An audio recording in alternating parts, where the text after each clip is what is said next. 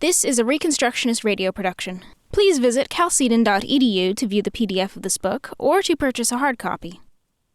The American Indian, A Standing Indictment Against Christianity and Statism in America, by R.J. Rushdoony.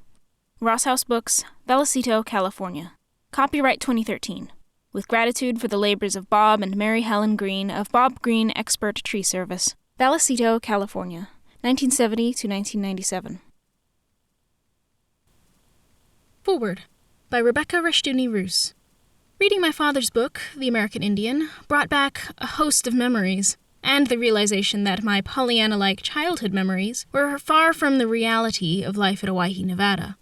Perhaps because my father spent his youth among the Armenian minority in several communities, and had faced discrimination, he could more easily identify with such groups as the Chinese he worked with in San Francisco during his university days, and the Shoshone and Paiute Indians of the Duck Valley Indian Reservation, also known as the Western Shoshone Reservation.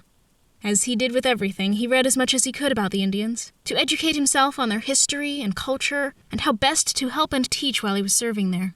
As with many subjects he studied, he found that much of what the experts wrote differed from what the Indians on the reservation had to say. Although this book is about his experiences over half a century ago, many of the myths and issues he confronted are still with us today.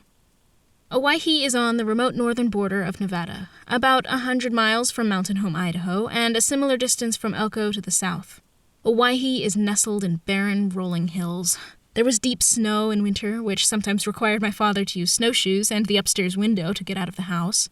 In summer, there were swarms of mosquitoes, and nets had to be draped over the long clotheslines so we children could play outside. The late springs after the snow melted were beautiful. Skies were a clear blue, and cattle and an occasional mountain lion could be seen roaming across the amber or green hilltops across the road from the manse. The manse sat between the mission and the school building, and was at one end of the main road, which ran along a ditch.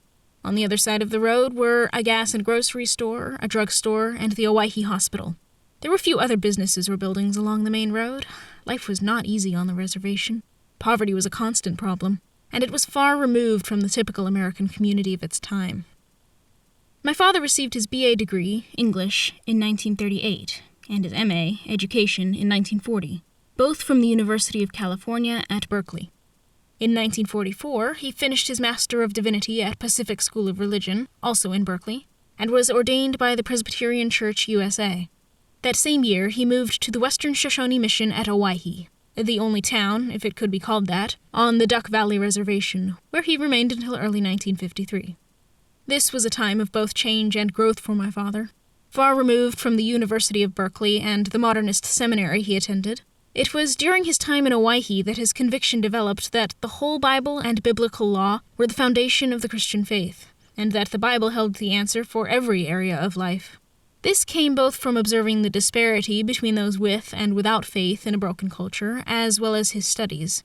While working on the reservation, he read voraciously and was introduced to the works of Cornelius Van Til, which had a major impact on the rest of his life, his writings, and the refining and growth of his faith.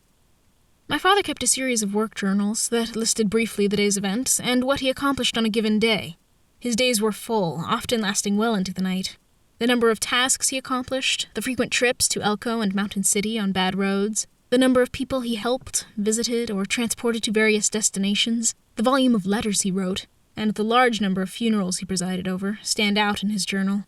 Each day's notation included the books he read, often multiple books in a single day, both fiction and nonfiction, and by a wide variety of authors. Snowstorms, which often left my father housebound, could result in a lengthy list of volumes read, and still it would come after a long list of chores and time spent with us children in the confines of the old manse. My father's work at the mission entailed much more than pastoring the church itself.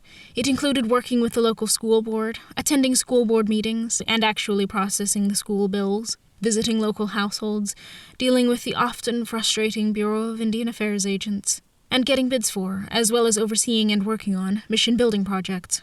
He frequently interceded for those who had gone afoul of the law, which usually meant a trip into Elko, and was involved in search parties for those who went astray in snowstorms. He raised animals for our meat, a goat for milk, chickens, and a garden for fresh produce or fruit. He took church boys out to help cut wood for those who needed it, and also on camping and fishing trips. More than once I remember my father delivering wood for heating and donating venison for those in need of food. He often took multiple trips in a week to Elko, Mountain City, Rio Tinto, a nearby copper mining town where I was born, and even to Boise, Idaho. Mission barrels came several times a year, containing clothing which he distributed to needy families. Some of the barrels came full of toys that were distributed at the annual Christmas program held next door at the school. My father's journals show that he had many speaking engagements added to his workload.